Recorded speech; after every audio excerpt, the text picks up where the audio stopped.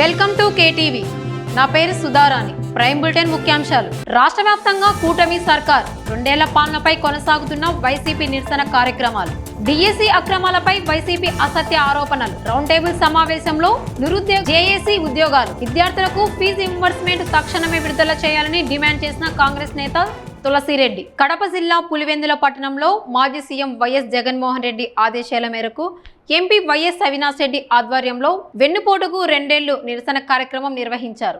ఈ సందర్భంగా YS Manohar Reddy, YS Madan Mohan Reddy చేతుల మీదుగా కూటమి మేనిఫెస్టో ప్రతులను దహనం చేశారు. కూటమి ప్రభుత్వం ఎన్నికల హామీలను అమలు చేయకుండా ప్రజలను మోసం చేసిందని నాయకులు విమర్శించారు. కార్యక్రమంలో మహిళలు, వైసీపీ నాయకులు, కార్యకర్తలు పెద్ద ఎత్తున పాల్గొన్నారు. కూటమి పార్టీ లీలేకి వచ్చి 2 సంవత్సరాలు ఉంది. అయితే మాత్రం సూపర్ 6 అన్నారు. సూపర్ 6 హామీలు ఎక్కడ అమలు చేయలేదు. 18 సంవత్సరాలు లేడీస్కి అందరికీ 1500 రూపాయలు అన్నారు, ఇంతవరకు ఇవ్వలేదు. నిరుద్యోగ భృతి అన్నారు, ఇంతవరకు ఇవ్వలేదు. ఎస్సీ, ఎస్టీ, బీసీ, మైనార్టీ వాళ్లకు పింఛన్ అన్నారు, ఇప్పటికీ కొత్త పింఛన్ అమలు చేసిన దాఖలాలే. అభివృద్ధి అంటే ఎక్కడా అభివృద్ధి లేదు. ఈరోజు చంద్రబాబు నాయుడు ఎంతసేపు ఉన్నా, మొన్న అక్కడ పెట్టాడు, సభ పెట్టాడు, మహానాడులో ఎంతసేపు ఉన్నా జగన్ సార్ గురించి మాట్లాడము, జగన్ సార్ కుటుంబం నుంచి మాట్లాడడం తప్పితే తను 2 సంవత్సరాల్లో మహిళలకు కానీ, నిరుద్యోగులకు కానీ, రైతులకు కానీ ఏం అమలు చేసామని ఇంతవరకు తెలియజేసింది లేదు. అతని గురించి, జగన్ సార్ గురించి చెప్పుకోవడము, జగన్ సార్ గురించి అనడం తప్పితే ఎక్కడ మీరు ఇచ్చిన పథకాలు చేశారు? మీరు మేనిఫెస్టో అన్నారు. మేనిఫెస్టో అంటే ఒక భగవద్గీత లాగా భావించి మా జగన్ సార్ ముఖ్యమంత్రిగా ఉన్నప్పుడు దాన్ని అమలు చేసిన నాయకుడు ఒకే ఒక్కడు మా జగన్మోహన్ రెడ్డి గారు. 100% చేశాడు. సంక్షేమం అంటే ఏంటంటే జగన్ సార్, జగన్ అంటే సంక్షేమం, సంక్షేమం అంటే జగన్మోహన్ రెడ్డి గారు. మరి ఈ రోజు అమలులోకి వచ్చి మీరు మహిళలకు ఏం చేశారు? మేము ఖండిస్తున్నామా? మా కౌన్సిలర్ల తరపు నుంచి మేము అడుగుతున్నాం. ఈ రోజు మహిళలకు 2 సంవత్సరాలు పూర్తవుతున్నా కూడా మహిళలకు ఇవ్వాల్సిన 1500 ఏది? నిరుద్యోగ వృత్తి ఏది? ఏం చేశారు? పింఛన్లు అంటే ఇంతవరకు 2 సంవత్సరములు మీ పరిపాలనలో ఇంతవరకు ఒక్క కొత్త పింఛన్ లేదు, ఒక్క రేషన్ కార్డు లేదు. ఏంటండి మీరు అమలు చేసేది? ఎంతసేపు ఉన్నాయి? మా తప్పితే ఈ రోజు నుంచి ఇప్పుడు కూడా మేము తెలియజేస్తున్నాం. మీరు ఏదైనా చేయాలనుకుంటే మేనిఫెస్టో అంటే ఈ రోజు చెప్తున్నాం, ఏ ముఖ్యమంత్రి రాబోయే భవిష్యత్తులో ఒక ముఖ్యమంత్రిగా లీడ్లో ఉన్నా అంటే మేనిఫెస్టో ఇస్తే కోరిక అబద్ధాల కోరిక ఇచ్చి మీరు చూసుకోవడం కాదు. మేనిఫెస్టో అంటే ఎవరైనా ఇవ్వాలి, లేదంటే ఆ ముఖ్యమంత్రిని దించేయాలి. ఇదే మేము ఈరోజు చెప్తున్నాం సభముఖంగా. ఎవరైనా మేనిఫెస్టో ఇచ్చి అబద్ధాలతో పైకి వచ్చి ఆ తర్వాత మీరు ఇవ్వకుండా ఉంటే అది ఎలా ముఖ్యమంత్రి అవుతారు? మేనిఫెస్టో ఇచ్చేటప్పుడు ప్రజలకు చేద్దామా లేదా తెలియనప్పుడు ఎందుకయ్యా మేనిఫెస్టో ఇచ్చారు? ఈ రోజు ప్రజలు దగా అవుతున్నారు, మహిళలు దగా అవుతున్నారు, నిరుద్యోగులు దగా అవుతున్నారు. ఎవరు ఈ కుటుంబ ప్రభుత్వంలో ఎవరికి ఏం అన్యాయం చేశారు? మీరు ప్రతి ఒక్కరికి ఎవరికి న్యాయం చేశారు చెప్పండి. ఈ రోజు 2 ఏళ్ల పరిపాలన ఎక్కడ న్యాయం జరగలేదు. ఇప్పటికైనా మీరు జగన్ సార్ గురించి, కుటుంబం గురించి, ఫ్యామిలీని ఇవన్నీ ఇడిచిపెట్టి మీరు పరిపాలన ఏది? సంక్షేమం ఆంధ్ర రాష్ట్ర ప్రజలకు, మహిళలకు కానీ, నిరుద్యోగులకు కానీ చేసే విధంగా పరిపాలన చేయాలని ఈ రోజు మేము మహిళల ద్వారా మీకు తెలియజేస్తున్నాం. జై జగనన్న, జై వైఎస్ఆర్ పార్టీ. కూటమి ప్రభుత్వము అమలులోకి వచ్చి 2 ఇయర్స్ కంప్లీట్ అవుతుంది. కానీ చెప్పినటువంటి పథకాలు ఏ విధంగా అయినా కూడా అమలు చేయలేదు. చేసిన దాంట్లో కూడా అరకొరకగా చేయడం జరిగింది. మామూలుగా ముఖ్యంగా నిరుద్యోగ భృతి అన్నారు, అది ఇవ్వలేదు. అదేవిధంగా మహిళలకు 18,000 పెన్షన్ ఇస్తారు, అది లేదు. ఇంకా చాలా ఈ విధంగా జరిగినాయి. కానీ గత ప్రభుత్వంతో పోల్చుకుంటే చెప్పిన పథకాలు అమలు చేయడంలో ఫస్ట్ ఉండింది. కానీ ఇప్పటి మాత్రము పథకాలు అమలు చేయలేదు. ఎన్నో సూపర్ 6 అన్నారు. సూపర్ 6 అనేది పథకాలలో ఏ విధంగానూ కూడా అమలు చేయలేదు. మహిళలు ముఖ్యంగా పెన్షన్లు అయితే కనుక చాలా దారుణంగా ఉన్నాయి. ఉన్న పెన్షన్లే ఇవ్వడం లేదు, కొత్త అయితే ఇంకా అస్సలు ఇవ్వడం లేదు. కాబట్టి పెన్షన్లను కూడా తరోగా మంజూరు చేస్తే బాగుంటుంది. అదేవిధంగా ఫ్రీ బస్ అన్నారు, కొద్దిమంది మహిళలకు మాత్రమే ఉపయోగకరంగా ఉంది. ఏ విధంగా అయినా కూడా ఈ పథకాలు అనేది అమలు చేయడంలో వైఫల్యం జరిగింది. కాబట్టి 2025 డిఎస్సిలో అక్రమాలు జరిగాయని, తమ ప్రభుత్వం అధికారంలోకి వస్తే విచారణ చేయిస్తామని వైఎస్ఆర్ కాంగ్రెస్ పార్టీ అధినేత జగన్మోహన్ రెడ్డి చేస్తున్న ఆరోపణలపై ప్రభుత్వ ఉద్యోగం పొందిన అభ్యర్థులు అసహనం వ్యక్తం చేశారు. కడపలో ఏర్పాటు చేసిన సమావేశంలో పాల్గొని అలాంటి వ్యాఖ్యలు చేయడం జగన్ గత 5 ఏళ్ళుగా డిఎస్సి ప్రిపేర్ అవుతున్నాను. లాస్ట్ డిఎస్సిలో నాకు ర్యాంక్ రాక జాబ్ అనేది తీసుకోవడం జరిగిపోయింది. ఇప్పుడు మా పరిస్థితి ఎలా ఉందంటే, ఇంతకుముందు మన ఆర్ఎస్ఎస్ చెప్పిన ప్రకారంగా అమ్మ పెట్టదు అరుతో నీళ్ళలాగా మా పరిస్థితి తయారైంది. సో ఈ యొక్క అలిగేషన్స్ వల్ల మేము ప్రిపేర్ కాకుండా కూడా మాకు ఉండడం అనేది కలుగుతుంది. అంటే నెక్స్ట్ నోటిఫికేషన్స్ వస్తాయా, కేసులు ఏమైనా వేస్తారా, అసలు జాబ్ క్యాలెండర్ అనేది ఫాలో అవుతుందా లేదా అనేటువంటి సవాలక్ష డౌట్లు అనేవి మా మైండ్ లో తిరుగుతూనే ఉన్నాయి.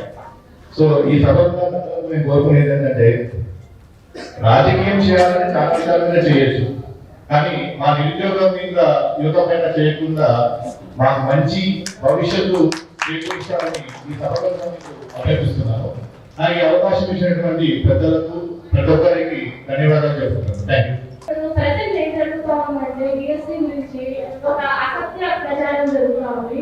అది ఎట్టి పరిస్థితుల్లో ఎక్కడ ఏది జరగలేదంటే ఎటువంటి పొరపాటు జరగలేదు. నారా లోకేష్ గారు ఎలా రిక్రూట్మెంట్ చేశారు అంటే ప్రతి డిఎస్సిలో కూడా పోస్టులు ఒకే పోస్ట్ కి 2-3 ఎంపిక కావడం జరుగుతూ ఉంటాయి. 2 పోస్టులు కూడా ఎంపిక కావడం జరుగుతూ ఉంటాయి. అలాంటప్పుడు కొన్ని పోస్టులు మిగిలిపోతున్నాయని చెప్పి అలా జరగకూడదు అని చెప్పి పోస్ట్ ప్రిఫరెన్స్ అనే ఒక విధానాన్ని తీసుకురావడం జరిగింది. దాని ద్వారా నోటిఫికేషన్ లో భర్తీ అయినటువంటి ప్రతి ఉద్యోగము ప్రతి ఒక్కరికి భర్తీ కావడం జరిగింది. ఎటువంటి ఉద్యోగము మిగిలిపోవడం జరగలేదు. అదే విధంగా మెరిట్ లిస్ట్ లో మార్క్స్ కూడా ఒక మార్క్ తర్వాత 5 డిజిట్స్ కేటాయించడం జరిగింది. ఆ 5 అంకెల ద్వారా ర్యాంకులు కూడా కరెక్ట్ గా వర్తించడం జరిగింది. దాని ద్వారా ఎటువంటి మోసం జరగలేదు. ప్రతి ఒక్కరికి ర్యాంక్ వచ్చింది. మెరిట్ లిస్ట్ ఇచ్చారు, సెలక్షన్ లిస్ట్ కూడా ఇచ్చారు. ఎంతో పారదర్శకంగా ఈ డిఎస్సి ఎగ్జామ్ నిర్వహించారు. అంతే పారదర్శకంగా మా అందరినీ విజయవాడ తీసుకెళ్ళి అక్కడ మా అపార్ట్మెంట్ ఆఫీస్ కూడా ఇచ్చి ఒక పండుగ ఎప్పుడు ఏ డిఎస్సి కూడా అలా జరగలేదు. మా మెగా డిఎస్సిలోనే ఇంత ప్రత్యేకమైన గవర్నమెంట్ కల్పించి ప్రభుత్వం మాకు ఎంతో గౌరవంగా ఉద్యోగాలు కల్పించింది. దీని మీద జరుగుతున్నటువంటి అసత్య ప్రచారం అంతా చాలా అసత్యమైనటువంటిది. దీన్ని నేను చాలా ఖండిస్తున్నామండి. నాకు మ్యారేజ్ అయింది 2014లో నేను బిఎస్సి రాశాను. అప్పటి నుంచి కూడా ఇది స్టార్ట్ అయినాడు. పిల్లలు పెట్టుకొని కోచింగ్ లోకి వెళ్ళి వాళ్ళు పాలు ఇవ్వకుండా ఇంట్లో పెట్టి కోచింగ్ దగ్గర చదువుతున్నాము. ఇప్పుడు వచ్చినటువంటి సత్యాలు అసలు ఇవి అసత్యం అండి. 2020లో పీపీడీ అయిపోయింది ఎస్సీ యూనివర్సిటీ. మా అన్న నేను ఇద్దరం కూడా 2025 డిఎస్సి నందు సెలెక్ట్ అవడం జరిగింది. ఇద్దరం పేద కుటుంబం. మీరు ఎటువంటిది తక్కువ కట్టి కానీ ఇంకోటి చేసింది అయితే కాదు. మా ఇల్లు ఏ విధంగా ఉంటుంది అనేది మీకు చూపిస్తాను, చూడండి ఒకసారి. ఈ ప్రభుత్వం మీద మీరు ఏ విధంగా జరుగుతుందని చూడండి, వీడియో లింక్లో చూడండి. ఇది మా ఇల్లు.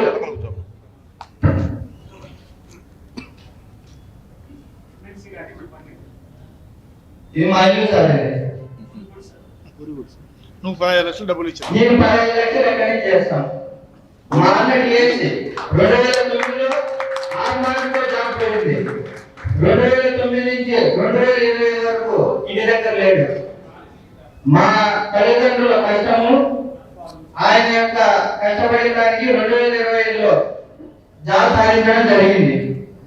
అందులో 15 సంవత్సరాల కష్టం నాది. 2020లో పీపీడీ అయిపోయిన వెంటనే డిఎస్సి కోచింగ్ లో కూర్చున్నాను.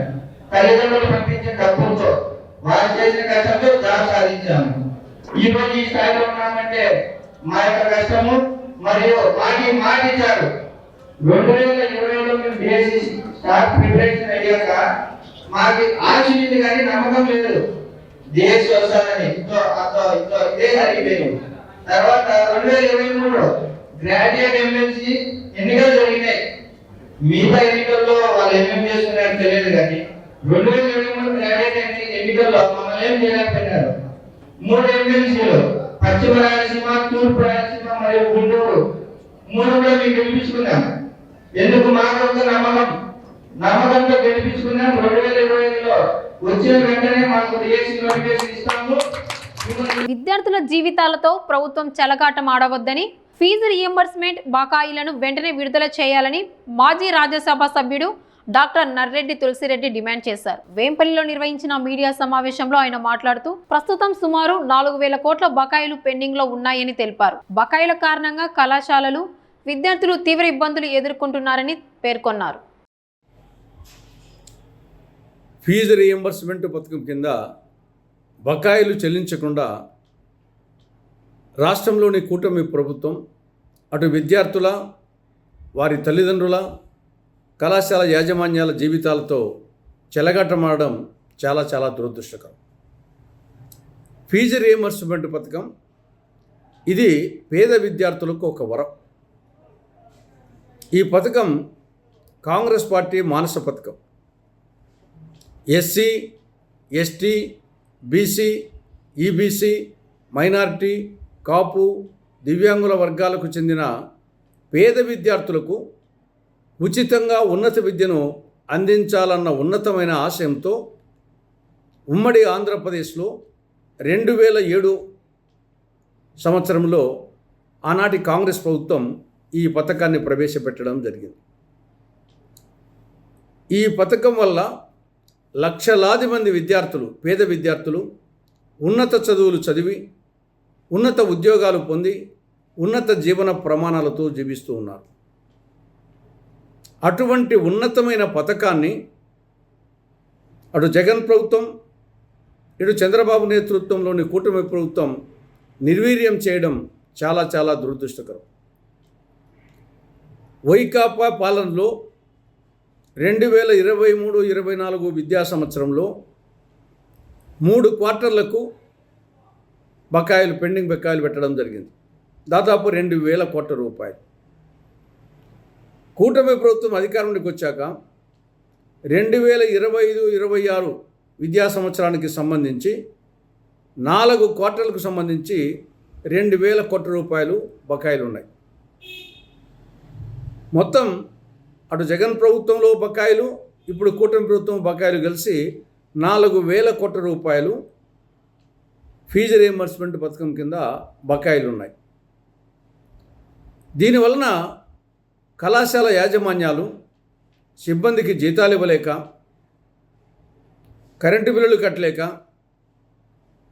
కళాశాలను నిర్వహించలేక ఆర్థిక ఇబ్బందులతో సతమతమవుతూ ఉన్నారు. వాళ్ళు విద్యార్థుల మీద ప్రెజర్ చేస్తున్నారు. మీరు ఫీజు కడితేనే, చెల్లిస్తేనే మేము సర్టిఫికెట్ ఇస్తామంటున్నారు. ఒత్తిడి తెస్తున్నారు. పర్యవసానంగా విద్యార్థులు, తల్లిదండ్రులు వాళ్ళు విలువలాడిపోతున్నారు. పై చదువులు చదవాలన్నా, ఉద్యోగాలు పొందాలన్నా, లేదు విదేశీ విద్యకు అభ్యసించడానికి పోవాలన్నా దానికి సర్టిఫికెట్లు కావాలి. కళాశాల గవర్నమెంట్ ఫీజులు చెల్లించని కారణంగా కళాశాల యాజమాన్యాలు విద్యార్థుల మీద ఒత్తిడి తెస్తున్నాయి. విద్యార్థులు చెల్లించని కారణంగా కళాశాలలు సర్టిఫికెట్ ఇవ్వలేదు. సర్టిఫికెట్లు ఇవ్వని కారణంగా పై చదువులకు పోలేకున్నారు, ఉద్యోగాలకు పోలేకున్నారు, విదేశీ విద్య అభ్యసించడానికి పోలేకున్నారు. కానీ ఈ విధంగా చంద్రబాబు ప్రభుత్వం అటు కళాశాల యాజమాన్యాలతో, విద్యార్థులతో, విద్యార్థుల తల్లిదండ్రులతో చెలగాటమాడడం ఏమాత్రం సమంజసం కాదు. ఇక ఏమాత్రం ఆలస్యం చేయకుండా కూటమి ప్రభుత్వం ఈ యొక్క ఫీజు రీయింబర్స్మెంట్ పథకం కింద ఉన్న 4,000 కోట్ల రూపాయల పెండింగ్ బకాయిలను వెంటనే చెల్లించాలని కాంగ్రెస్ పార్టీ డిమాండ్ చేస్తూ ఉంది. 2025 డిఎస్సిపై వైసీపీ తప్పుడు ఆరోపణలు చేస్తూ నిరుద్యోగ యువతను తప్పుదోవ పట్టించే ప్రయత్నం చేస్తోందని ఎమ్మెల్సీ భూమిరెడ్డి రామ్గోపాల్ రెడ్డి విమర్శించారు. కడపలో డిఎస్సి ద్వారా ఉద్యోగాలు పొందిన అభ్యర్థులు, నిరుద్యోగ యువతతో జరిగిన సమావేశంలో ఆయన మాట్లాడుతూ పారదర్శకంగా 16,347 ఉపాధ్యాయ పోస్టులను భర్తీ చేసిన ఘనత సీఎం చంద్రబాబు నాయుడు, విద్యాశాఖ మంత్రి నారా లోకేష్కే దక్కుతుందని అన్నారు. స్పోర్ట్స్ కోటాలో అక్రమాలు జరిగాయని చేస్తున్న ఆరోపణలను నిరూపించాలని సవాల్ విసిరిన ఆయన ఉద్యోగాల కోసం డబ్బులు తీసుకున్నట్లు ఆధారాలు ఉంటే బయట పెట్టాలని వైసీపీ నాయకులను డిమాండ్ చేశారు. గత 5 ఏళ్లలో ఒక్క డిఎస్సి కూడా నిర్వహించలేని వైసీపీ ఇప్పుడు మాట్లాడే నైతిక హక్కు లేదని మండిపడ్డారు. ఆనందంగా, సంతోషంగా గడుపుకోవాల్సిన సమయంలో ఇలాంటి ఒక ఆందోళనకరమైన పరిస్థితిలో, మానసిక సంఘర్షణ జరుగుతున్న పరిస్థితుల్లో సమావేశంలో పాల్గొనాల్సి రావడం చాలా దురదృష్టకరమైన సంఘటన, చాలా బాధాకరమైన సంఘటన. భారతదేశంలో ఎక్కడా కూడా స్వాతంత్రం వచ్చినప్పటికీ ఇలాంటి దుస్థితి ఎక్కడ కూడా రాదు. బ్రహ్మాండంగా సవ్యంగా 100% జరిగిన రిక్రూట్మెంట్ లో ఉద్యోగంలో చేరి దాదాపు 8-9 జీతం తీసుకొని ఒక అకాడమిక్ ఇయర్ పూర్తి చేస్తున్న పరిస్థితుల్లో ఇవాళ రాజకీయ పార్టీ ముందుకు వచ్చి మేము దీంట్లో అవగాహన జరిగినాయి, మేము అధికారంలో వస్తే ఇప్పుడు పట్టిన 16,000 మంది ఉపాధ్యాయులు అందరూ కూడా తొలగించడం జరుగుతుంది. ఎవరైతే అనాథులుగా ఇంటి దగ్గర ఉన్నారో పరీక్ష ఫెయిల్ అయ్యారో వాళ్ళందరికీ నేను ఉద్యోగాలు ఇస్తానని చెప్తున్న ఒక మానసిక రోగం ఉన్న రాజకీయ నాయకులు మనం చూస్తా ఉన్నాం. అనేక ప్రాంతాల్లో అవసరం జరిగిన గతంలో మన జిల్లాలో కూడా 2006 సంవత్సరంలో డిఎస్సి జరిగింది. స్వర్గీయ వైఎస్ రాజశేఖర రెడ్డి గారు ముఖ్యమంత్రిగా ఉన్న సమయంలో డిఎస్సి జరిగింది. డిఎస్సి జరిగితే ఇక్కడ నుంచి పరీక్ష పేపర్లు ఉంది ఓఎంఆర్ సీట్లో హైదరాబాద్ తీసుకోపోయినప్పుడు ఇప్పటి ముఖ్యమంత్రి సమీప బంధువులు రక్త బంధువులు ఓఎంఆర్ జవాబు పత్రాలను కర్నూలులో అడ్డుకొని తీసుకొని బెదిరించి వాళ్ళని లొక్క తీసుకొని వారికి కావాల్సిన అభ్యర్థులందరికీ ప్రయారిటీ చేసిన ఉద్యోగాలు వచ్చే విధంగా మార్పులు వేసుకుని రిజల్ట్ అనౌన్స్ చేసిన సంఘటనలు కూడా మన జిల్లాలో చూసాం. ఎలాంటి సంఘటనలు 2025 సంవత్సరం మొదటి డిఎస్సిలో ఎవరైనా చూసినారా? పలానా రాజకీయ నాయకుల దగ్గరకో, పలానా మంత్రి దగ్గరకో, పలానా ఎమ్మెల్యే దగ్గర, పలానా ఎమ్మెల్సీ దగ్గర పోతే ఉద్యోగం ఇప్పిస్తారని చెప్పి ఒక చిన్న చర్చ ఎక్కడైనా జరిగిందా? అది లేదు. ఆఖరు మీరందరూ కూడా ఉద్యోగం వచ్చిన తర్వాత కౌన్సిలింగ్ ప్రక్రియ జరిగింది. ఏ రాజకీయ నాయకుల దగ్గరికైనా ఏ ఒక్కరికైనా ₹1 డబ్బిచ్చినా ఎవరైనా పైరవీ చేసినా సరే మీకు పాఠశాలకు కేటాయించాలని అందరూ కూడా సైలెంట్ అడుగుతాను. ₹1 డబ్బు లేకుండా ఉద్యోగం వచ్చింది, ₹1 డబ్బు ఖర్చు పెట్టకుండా పైరవీ లేకుండా ఎవరి రికమెండేషన్ లేకుండా మీకు కావాల్సిన మేరకు మీ ల్యాండ్ మేరకు మీకు పాఠశాలను కేటాయించబడింది. ఎక్కడ ఉంది రాజకీయం? ఇంత పారదర్శకంగా ఇంత జరిగితే ఈరోజు ఉపాధ్యాయుల మీద యుద్ధం ప్రకటించారు. చాలా అన్యాయం అని చెప్పి చెప్తా ఉన్నా. ఎంతో పారదర్శకంగా గౌరవ ముఖ్యమంత్రి గారు పదవీ ప్రమాణం చేసి పదవీ సచివాలయంలో బాధ్యతలు తీసుకున్న మొట్టమొదటి రోజే మా అందరి సమక్షం పైన డిఎస్సి పైన సంతకం చేయడం జరిగింది. సంతకం చేసే పరిస్థితుల్లో టెట్ నిర్వహిస్తామని నోటిఫికేషన్ ఇస్తే కొంతమంది మన నిరుద్యోగులు మాకు సమయం తక్కువగా ఉంది, 45 రోజులు 90 రోజులు కావాలనేటప్పుడు కొంత సమయం పెట్టాల్సి వచ్చింది. మళ్ళీ దాని తర్వాత ఎస్సీ వర్గీకరణ ముందుకు వచ్చినప్పుడు ఇప్పుడు మనం ఇమ్మీడియట్ గా పూర్తి చేస్తే ఎస్సీ వర్గీకరణ వల్ల ఎస్సీ వర్గీకరణ చేయకపోతే కొన్ని కులాలకు అన్యాయం జరుగుతుందని భావించి కొంత సమయం తీసుకుని ఎస్సీ వర్గీకరణను పూర్తి చేసిన తర్వాత ఈ డిఎస్సి నోటిఫికేషన్ ఇచ్చి 148 రోజుల్లో 16,347 ఉద్యోగాలను భర్తీ చేయడం జరిగింది. ఇంకా మాట్లాడతారు పేపర్లు జరిగినాయి, గుంపులు రాసుకున్నాము, ఒకరిపై వాళ్ళు గుర్తుండాలని అంటే మాట్లాడే వాడికి కనీసం మనం ఒక ఆరోపణ చేసినప్పుడు ఎవరైనా ఒక 10 నిమిషాలు ఎక్సర్సైజ్ చేయాలి.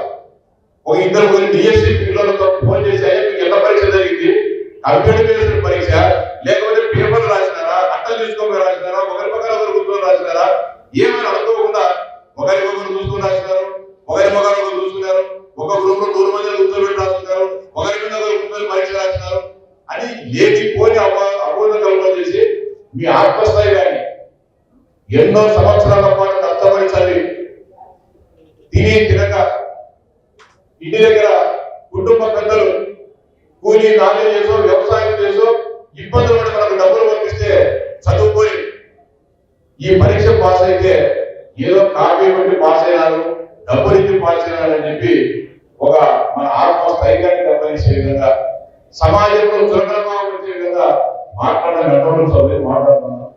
ఎవరో కాపీ పెట్టి డబ్బులు ఇచ్చేసో స్కూల్లో చెప్పి స్కూల్లో పిల్లలు అక్కడ గౌరవం ఇవ్వరు. ఆ అమ్మాయికి ఏమవుతారు చదువు కాపీ కొట్టి నాకేం చెప్తారు ఓనామరా, ఆడికే ఓనామరా, నాకేం చెప్తారు ఓనామరా అని చెప్పి మన దగ్గర చదువుకునే పిల్లలు గౌరవిస్తారు. మన గ్రామంలో ఆమె డబ్బులు ఉన్నాయి, ఉద్యోగం తెలుసు, చదువులో ఏం రాదు అని చెప్పి మనం త్వరగా ఈ సమాజం భావిస్తుంది, పరిగణిస్తుంది. అంటే మానసికంగా మన పైన దెబ్బ కొట్టడం జరుగుతుంది.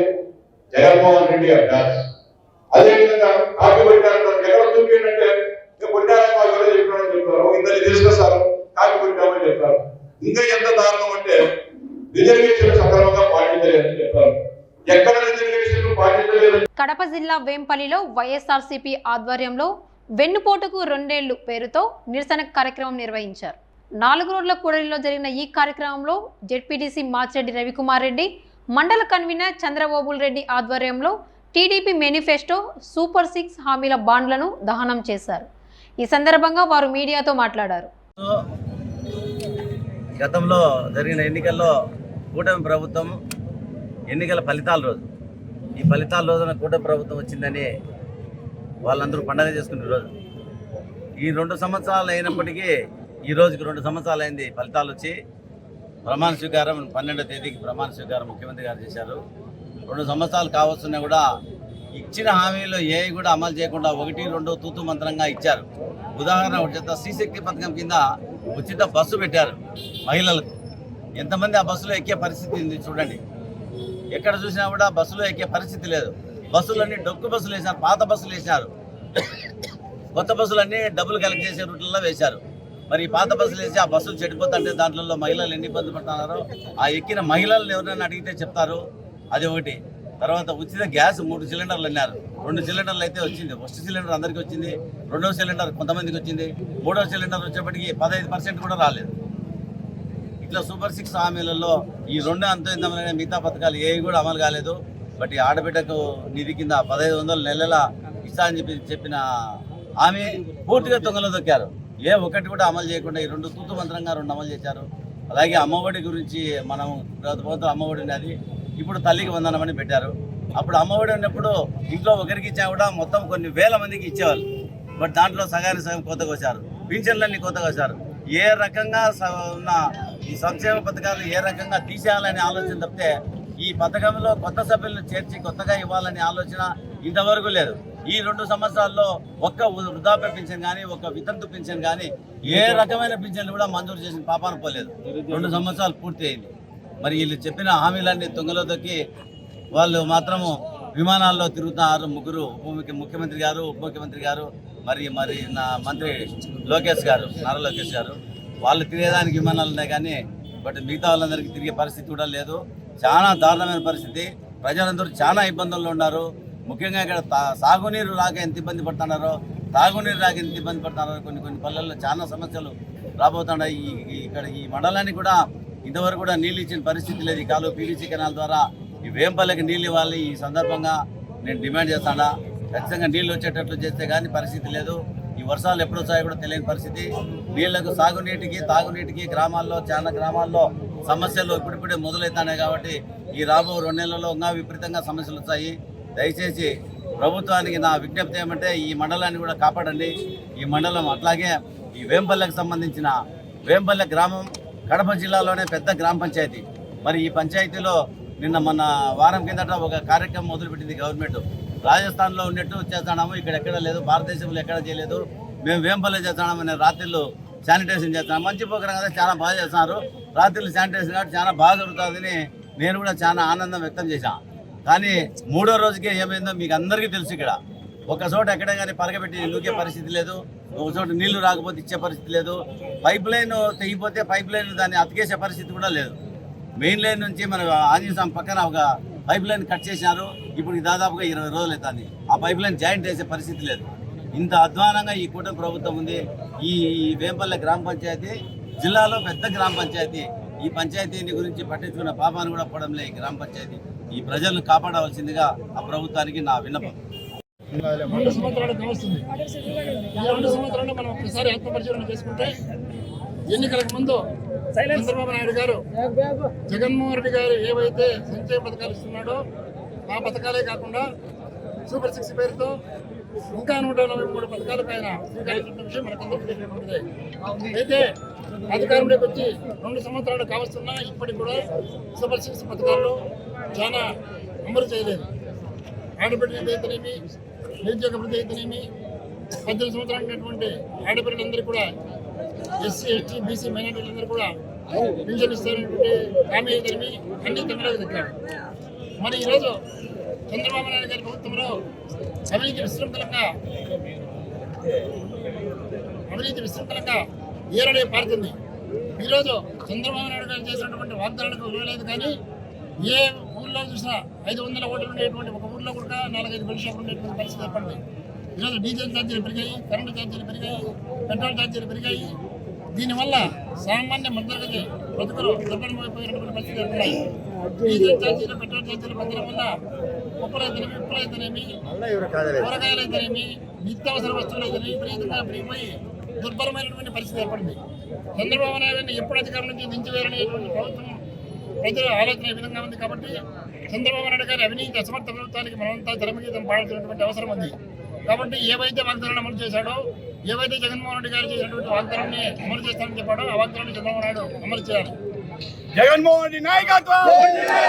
కడప జిల్లా ప్రొద్దుటూరులోని శ్రీనిధి ట్రేడర్స్ లో జరిగిన దొంగతనం కేసును పోలీసులు ఛేదించి 2 నిందితులను అరెస్టు చేశారు. ఈ సందర్భంగా ఏఎస్పీ విభుకృష్ణ మాట్లాడుతూ 11,36,160 నగదును దొంగలించిన కమ్లీలాల్ కిరణ్ కుమార్, దేవగుడి ఉత్తయ్యలను అదుపులోకి తీసుకున్నట్లు తెలిపారు. మిల్లులో ఆపరేటర్ గా పనిచేస్తున్న కిరణ్ కుమార్ అప్పులు తీర్చుకునేందుకు ఈ దొంగతనానికి పాల్పడినట్లు విచారణలో వెల్లడైందన్నారు. రైతుల నుంచి శనగల కొనుగోలు సందర్భంగా సేకరించిన నగదును అపహరించినట్లు గుర్తించి కేసు నమోదు చేసి దర్యాప్తు చేపట్టినట్లు పోలీసులు తెలిపారు. సో లాస్ట్ మంత్ 30th శనివారం ఒక దొంగతనం జరిగింది శ్రీనిధి ట్రేడర్స్ మిల్ లో, కొరపాటు రోడ్, ప్రొద్దుటూరులో.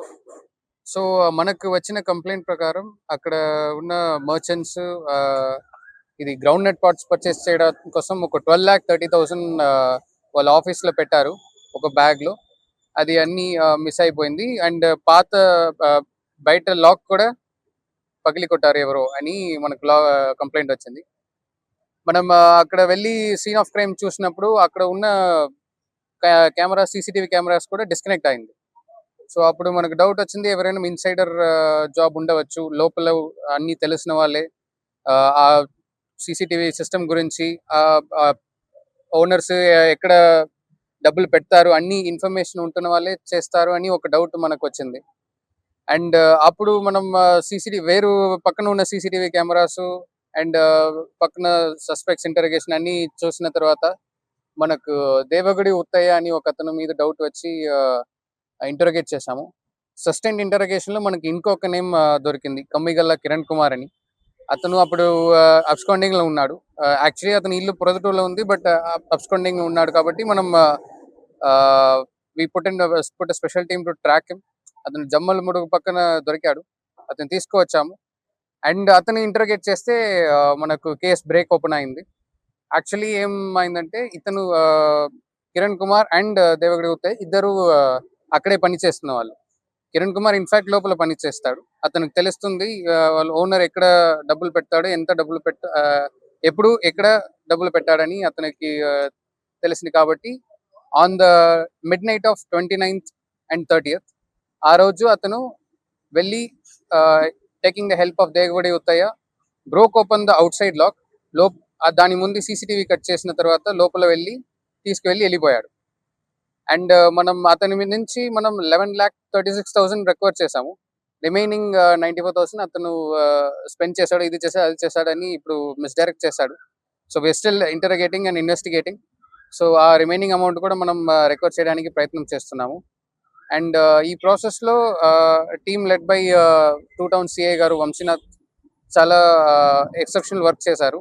And we are able to recover almost 90% of the money. And remaining amount కూడా మనం రికవర్ చేస్తామని కాన్ఫిడెంట్ గా ఉన్నాము.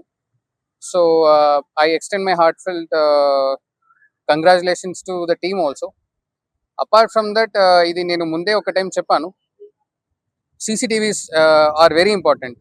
నేను ముందు 2-3 బర్గ్లరీ కేసు బ్రేక్ ఓపెన్ అయినప్పుడు కూడా నేను మన ప్రెస్ రిలీజ్ లో కూడా నేను చెప్పాను.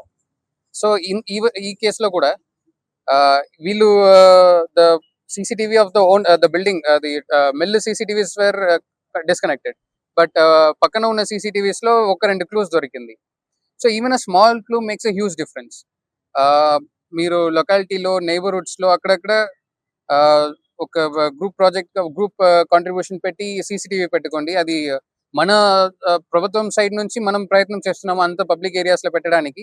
సో మీ ఏరియాస్ లో కూడా this is my appeal to the public, me areas లో కూడా పెట్టుకుంటే ఇట్లా క్రైమ్స్ ఫస్ట్ ఒకటి డిటరెన్స్ ఎఫెక్ట్ గా ఉంటుంది. కెమెరా ఉంటుంది కాబట్టి చాలా క్రిమినల్స్ 1-2 అనుకుంటారు ఇది is it worth the risk అని.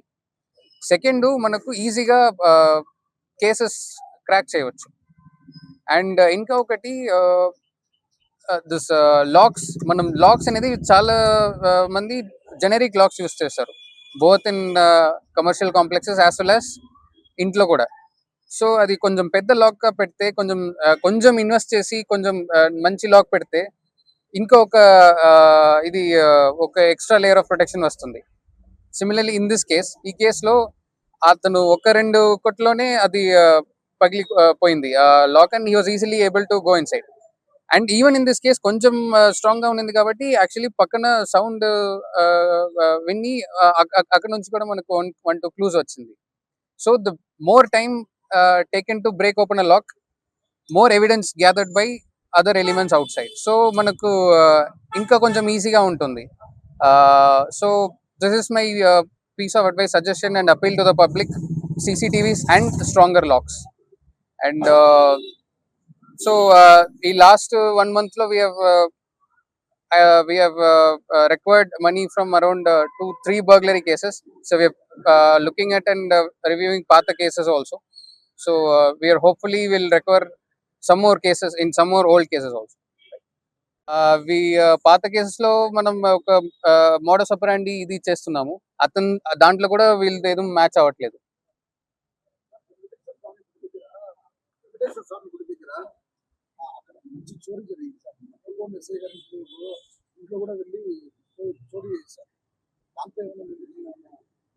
సో ఇప్పుడు వరకు ఏం క్లూస్ రావట్లేదు. ఎవ్రీ మంత్ క్రైమ్ రివ్యూ అప్పుడు మనం పాత ఇది వాళ్ళ ప్రైమ్ బులెటిన్. చూస్తూనే ఉండండి KTV, ప్రతి వార్త ప్రజల పక్షం.